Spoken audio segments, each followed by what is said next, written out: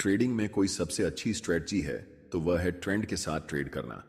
और मैं भी ट्रेंड के साथ ट्रेड करना पसंद करता हूं। लेकिन हम सभी जानते हैं कि मार्केट में हमेशा ट्रेंडिंग मूवमेंट नहीं होती, बल्कि ज्यादातर समय लगभग 80% प्राइस साइडवेज रहती है। लेकिन जब प्राइस साइडवेज हो और हम ट्रेंड के साथ ट्रेडिंग करने वाली स्ट्रेटजी को फॉलो करते हैं तो हमारा बहुत ज्यादा नुकसान हो सकता है, क्योंकि हमें मार्केट की ऑर्डर स्टेट के बारे में जानकारी नहीं होती। मार्केट हमेशा एक ही स्टेट में नहीं रहती, बल्कि अपने स्टेटस को बदलती रहती है। जब मैं शुरू में प्राइस एक्शन सीख रहा था तो उस समय मेरे पास सिर्फ वही स्ट्रेटजी थी जो ट्रेंडिंग मार्केट में काम करती थी। लेकिन जब भी मार्केट साइडवेज में जाता तो मेरा स्टॉप लॉस हिट हो जाता और मुझे नुकसान होता। इसीलिए अगर आप डे ट्रेडिंग या स्कैल्पिंग करते हैं या करना चाहते हैं तो मार्केट की ऑर्डर स्टेट को समझना बहुत जरूरी है, क्योंकि जैसा कि मैंने बताया, खासकर इंट्राडे में मार्केट 80% समय साइडवे ही रहता है। मार्केट का सबसे पहला स्टेट होता है ट्रेंडिंग स्टेट। इसे दो प्रकार में बांटा जा सकता है। पहला स्ट्रॉन्ग ट्रेंड और दूसरा चैनल ट्रेंड, जिसे वाइड ट्रेंड भी कहते हैं। अगर आपको चार्ट्स पर इस तरह का ट्रेंड दिख रहा है तो यह एक स्ट्रॉन्ग डाउन ट्रेंड है। यहां आप साफ देख सकते हैं कि प्राइस लगातार नीचे गिर रही है। जब मार्केट में ट्रेंड स्ट्रॉन्ग होता है तो प्राइस छोटे छोटे रिट्रेसमेंट लेकर तेज मूवमेंट करता है, चाहे वह अप ट्रेंड हो या डाउन ट्रेंड। जब प्राइस अप ट्रेंड में होती है तो वह हायर हाई और हायर लो बनाते हुए ऊपर जाती है। जब प्राइस डाउन ट्रेंड में होती है तो वह लोअर हाई और लोअर लो बनाते हुए नीचे गिरती है। लेकिन इस केस में प्राइस डाउन ट्रेंड में है, जहां आपको साफ दिख रहा है कि लोअर हाई और लोअर लो बन रहे हैं, यानी प्राइस लगातार नीचे की तरफ जा रही है। इस सिचुएशन में आपको बहुत स्ट्रांग तरीके से ट्रेंड को फॉलो करना है। इसका मतलब है कि आपको वही स्ट्रेटजी अप्लाई करनी है जो ट्रेंडिंग मार्केट के लिए बनी होती है। क्योंकि प्राइस डाउन ट्रेंड में है, हमें यहां सिर्फ सेलिंग के लिए ही अपॉर्चुनिटी खोजनी है। इस एग्जाम्पल में मैंने 20 मूविंग एवरेज इंडिकेटर को अप्लाई किया है और आप देख सकते हैं कि जब भी प्राइस इस लाइन को टच करती है तो वह रिवर्स होकर वापस डाउन ट्रेंड कंटिन्यू करती है। यह दिखाता है कि प्राइस अभी भी स्ट्रॉन्ग डाउन ट्रेंड में है। अब हम दूसरे टाइप के ट्रेंड को समझते हैं, जिसे वाइड ट्रेंड या चैनल ट्रेंड कहा जाता है। जब डाउन ट्रेंड में प्राइस का रिट्रेसमेंट ज्यादा बड़ा हो जाता है तो हमें चार्ट पर इस तरह के चैनल देखने को मिलते हैं। इस केस में हम ऊपर के सभी रिवर्सल पॉइंट्स को कनेक्ट करके अपर ट्रेंड लाइन ड्रॉ कर सकते हैं और निचले रिवर्सल पॉइंट्स को कनेक्ट करके लोअर ट्रेंड लाइन बना सकते हैं। इस तरह के चैनल में हमारे पास बाइंग और सेलिंग दोनों की अपॉर्चुनिटी होती है। हम चैनल के लोअर रिवर्सल पॉइंट पर बाय पोजीशन में एंट्री कर सकते हैं और चैनल के अपर रिवर्सल पॉइंट पर सेल पोजीशन में एंट्री कर सकते हैं। हालांकि हमारे पास बाय और सेल दोनों की अपॉर्चुनिटी होती है, लेकिन अगर ज्यादा कंसिस्टेंटली ट्रेड जीतनी है तो हमें ट्रेंड के साथ ट्रेड करना होगा। जैसे कि इस केस में अगर प्राइस डाउन ट्रेंड चैनल में है तो सेल पोजीशन की ट्रेड्स लेने से ज्यादा प्रॉफिट होने के चांस होंगे। हम यहां पर एक बाय पोजीशन ले सकते थे, फिर जब अपर ट्रेंड लाइन पर प्राइस हिट होती तो हमें एक बेयरिश कैंडल देखने को मिलती। ये इन्वर्टेड हैमर कैंडल थी, जिसे हम पिन बार कैंडल भी कहते हैं। यहां पर हम सेल ट्रेड ले सकते थे।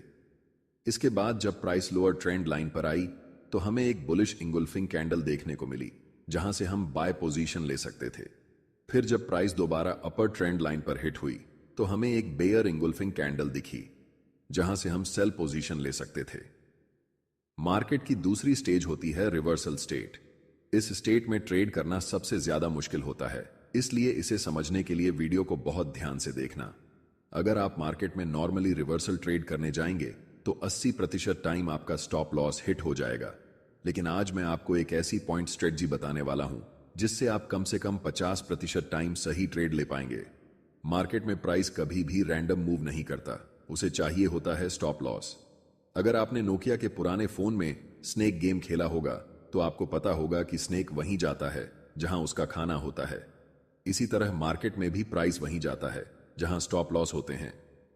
अगर हम इसी चार्ट में सबसे रीसेंट लोअर लो को देखें तो लास्ट सेकंड लोअर लो सबसे नीचे बना हुआ है।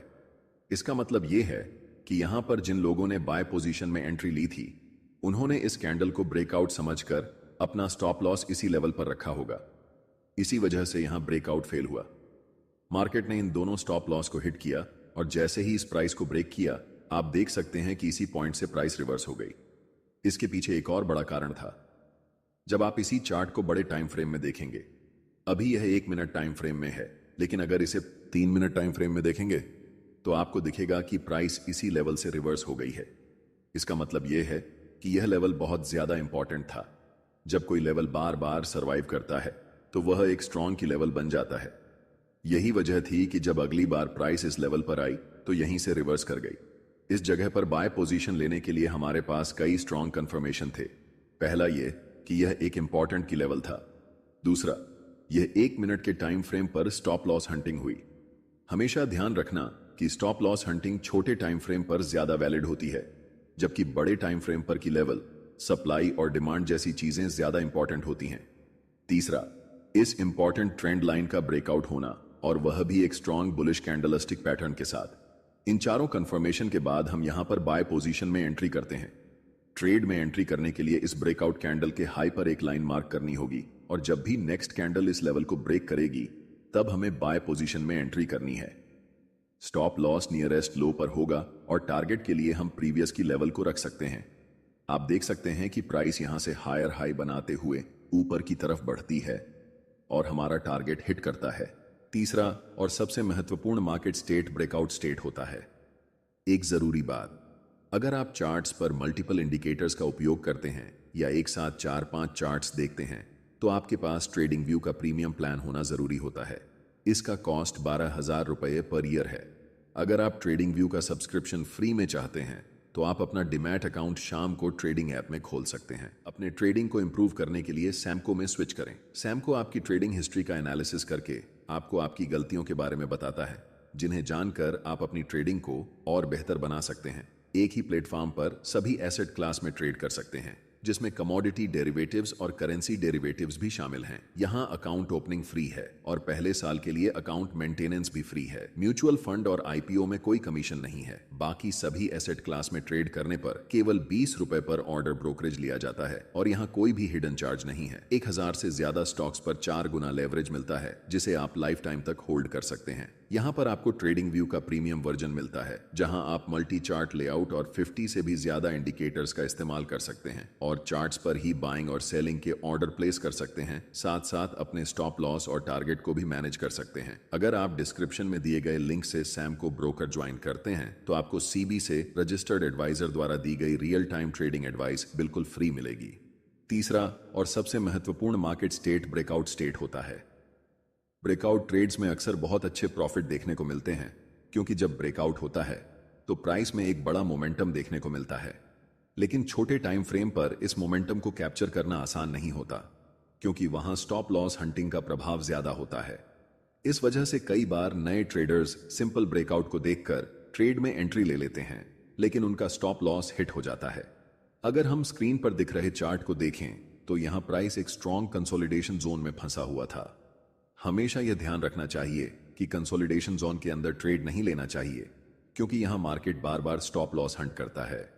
जब हमें इस रेंज का पहला ब्रेकआउट मिला तो प्राइस ने एक रेड कैंडल बनाई और तुरंत रिवर्स हो गया। लेकिन जब असली ब्रेकआउट हुआ तो देखा जा सकता है कि कैंडल कितनी बड़ी बनी है। इस तरह की कैंडल में आमतौर पर रिटेलर एंट्री नहीं लेते, क्योंकि उन्हें लगता है कि स्टॉप लॉस बहुत बड़ा हो जाएगा और रिस्क रिवॉर्ड उनके फेवर में नहीं रहेगा। सही तरीके से एंट्री करने के लिए हमेशा रिट्रेसमेंट का इंतजार करना चाहिए। जब प्राइस वापस उसी लेवल तक आए जो पहले सपोर्ट था और अब रेजिस्टेंस बन चुका है, तभी हमें सही एंट्री मिलती है। इस चार्ट में हमें उस लेवल पर इन्वर्टेड हैमर कैंडल देखने को मिली, जो कि एक रिवर्सल कैंडलस्टिक पैटर्न होता है। इस कैंडल के लो पर एक लाइन मार्क की जाती है और जब अगली कैंडल इस लाइन को ब्रेक करती है तब सेल पोजीशन में एंट्री ली जाती है। इस तरह हमारी एंट्री बेहतर होती है, स्टॉप लॉस छोटा होता है और टारगेट बड़ा मिल सकता है। स्टॉप लॉस सेट करने के लिए रिवर्सल कैंडलस्टिक पैटर्न के ऊपर थोड़ा सा स्पेस देना चाहिए, ताकि मार्केट की वोलेटिलिटी के कारण स्टॉप लॉस जल्दी हिट ना हो। टारगेट के लिए पिछले महत्वपूर्ण लेवल्स को ध्यान में रखा जा सकता है। अगर इस पूरे प्रोसेस को सही से फॉलो किया जाए तो ट्रेडिंग में सफलता की संभावना बढ़ जाती है। इस चार्ट में भी देखा जा सकता है कि प्राइस ने लोअर लो और लोअर हाई बनाते हुए हमारा टारगेट हिट कर दिया।